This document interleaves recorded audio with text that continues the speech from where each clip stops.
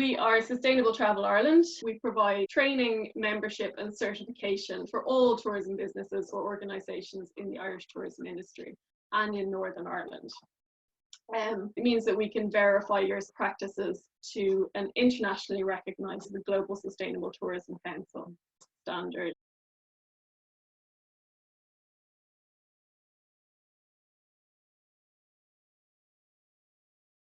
There's a big question what sustainability actually means. These days it's become synonymous with environmental sustainability. That's one of the main things that's created a lot of confusion around what sustainability means, because when people say sustainability, they think green, they think environment, and they don't think any further. Without a world that's sustainable, obviously we can't have business that's sustainable.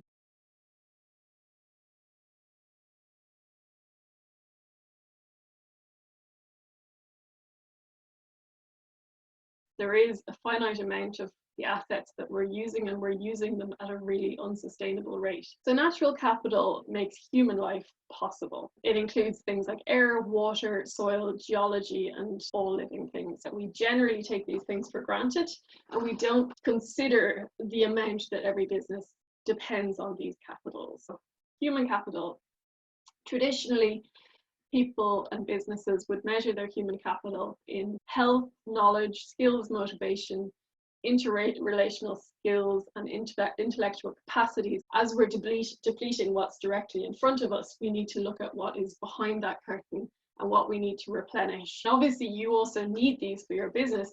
If you have a staff that has empathy, that is passionate, that they're enjoying themselves, and that they're spiritually fulfilled and generally content, you'll find that you just have a much healthier business. Social capital. So we have a huge tendency to separate the idea of family, community, and business. If you think about the culture in your business, it's part of a much greater context that happens within Ireland and Irish society, perhaps even regional to you. The social and political structures of those regions and of Ireland are creating that safe operating space for your business. So if you consider how difficult, if you had your business and we didn't have public consent, licenses to operate, efficient government, and all the services that comes with that, the infrastructure and the legal systems that support all of that, it would actually be incredibly hard to run your business. Manufactured capital, straightforward, but it's not the product, it's everything that goes in to produce your final products and services. But it's worth thinking about what that manufactured capital means in terms of your ability to adapt to change and your ability to reduce your impact and even the financial costs of running your business. Then we have, last but not least, financial capital. It's really important to think about the fact that its value is determined only by the value ascribed to the other forms of capital. So to figure out the value of the other four capitals is key in changing and in enabling us to move towards sustainable business practices. For example, if you think about a forest and it has its economic value, it's a habitat to the creatures that live there, it's biodiversity, then there's the societal value that people without forests, without beautiful spaces to go to, would be a lot less happy. Those people in turn are coming back and working for you or using your business. All of these things are contributing to a healthy business in the end. Without your natural capital that encompasses absolutely everything, without the air that you breathe, without the water that you drink, without the oil that you burn, none of this can exist. How does that translate into your business? It's not only about pledging to do no harm, but also to actually work out ways to contribute to regeneration. So things you can do include reducing your carbon footprint, planting for pollinators or planting native trees, supporting conservation projects.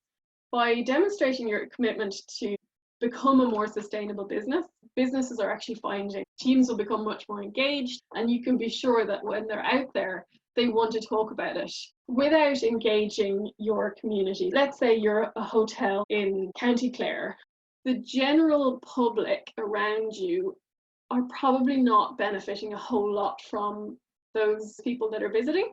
And it's not entirely your responsibility to figure out how your customers can benefit them. What it is about engaging your local community to provide them with a voice and to hear them, telling them what you're planning on doing, what you're planning on building, when you're going to do it, how you're going to do it, so that if they want to build something that might fit in with your business and build a better business model for themselves in terms of trying to capture some of that business, that they can do that. It's about not operating in isolation, providing channels for communication with all of your stakeholders.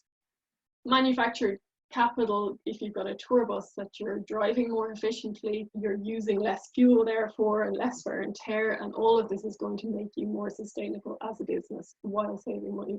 When tourism is done wrong, the things that it really can contribute to degradation of an industry and break down cohesion of community and business, alienation of local residents, degraded tourist experience, overcrowding and overloaded infrastructure, damage to the natural world, dilution of culture and heritage, extraction of assets, using things up without a view to replenishing, basically. On a brighter note, tourism is really an incredible thing, because when people go on holidays, they're open to new things, they're ready to meet local people, they're in a good space. And they also go to places, they're spending money in places where perhaps there might not be other ways of making money. It can engage and respect local residents, support the local economy. There's money coming in. And if those people are encouraged to spend it locally, those people get to stay locally, they get to love it, they get to share with what they love with the tourists. And for both sides, there becomes a really enriched experience. Promote preservation and regeneration of the natural world. That goes without saying. That can either be just by educating yourselves and your customers on how to tread lighter and to actually engage and teach them about the natural world around them, or to go further. Some businesses are engaging in planting a tree themselves. They're actually doing hands-on foraging, really engage with the natural world in a way that might be regenerating it as well. It's highlighting the value of culture and heritage. We have an amazing ability in the tourism industry as well to preserve some of our local culture in a really authentic way. The weavers, the crystal cutters, the musical instrument makers, people that are really continuing these dying trades that has huge value to tourists that are coming to visit that they may not otherwise be able to make a living from. One really big, powerful message is that sustainable tourism just will become tourism, and it's the only way for us to make sure that in future we still have a robust tourism industry.